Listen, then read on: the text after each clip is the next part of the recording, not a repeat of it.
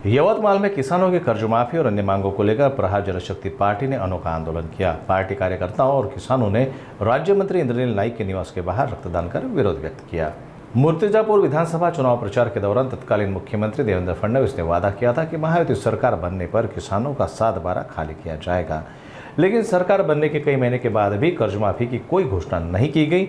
इस वादा खिलाफी को लेकर प्रहार जनशक्ति पार्टी ने किसानों के साथ मिलकर इंद्रनील नाइक के बंगले के बाहर रक्तदान आंदोलन किया। इस दौरान उन्होंने किसानों का 7 बारा खाली करने, फसल को उचित समर्थन मूल्य देने और दिव्यांग नागरिकों के मानधन को 6,000 रुपये किए जाने की मांग की। सर्वप्रथम मी त्या संपूर्ण महाराष्ट्रातील जनतेला स्वराज्य रक्षक छत्रपती संभाजी महाराज जयंती निमित्त शुभेच्छा देतो आणि छत्रपती संभाजी महाराज यांच्या जयंतीच्या अनुषंगाने आज पूर्ण महाराष्ट्रभर माननीय बच्चूभाऊ कडू यांच्या आदेशाने जे विधानसभेच्या वेळेस देवेंद्र फडणवीस यांनी आमची सत्ता आली तर आम्ही संपूर्ण महाराष्ट्रातील शेतकऱ्यांचा 7 बारा कोरा करू असे आश्वासन दिले होते।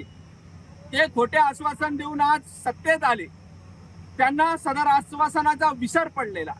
या आश्वासनाची त्यांना आठवण करून देण्यासाठी आज आम्ही पुसद येथील राज्यमंत्री इंद्रनील नाईक यांच्या बंगल्यासमोर रक्तदान करून आंदोलन करत आहोत। आम्ही म्हणतोय की हम तुम्हें खून देंगे, तुम हमें कर्ज माफी दो। यासाठी आज आम्ही या ठिकाणी रक्तदान करून आंदोलन करत आहोत।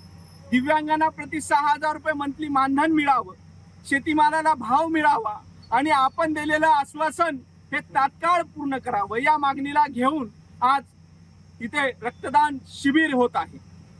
जे स्वर्गीय वसंतरावजी नाईक यांनी जो हरित क्रांतीचा संदेश दिला होता, महाराष्ट्रभर हरित क्रांती घडून आणली होती, ज्यांना हरित क्रांतीचे जनक म्हणतात, अशा वारसा असणारे राज्यमंत्री इंद्रनील भाऊ यांनी तात्काळ आपल्या शेतकरी बांधवांकडे लक्ष देऊन आपले उपमुख्यमंत्री अजितदादा पवार, दुसरे उपमुख्यमंत्री एकनाथभाई शिंदे आणि या राज्याचे मुख्यमंत्री देवेंद्र फडणवीस यांच्याजवळ तात्काळ कर्जमाफीची मागणी करावी, अन्यथा या शेतकऱ्यांसाठी आपण आपल्या पदाचा राजीनामा द्यावा ही मागणी करतो।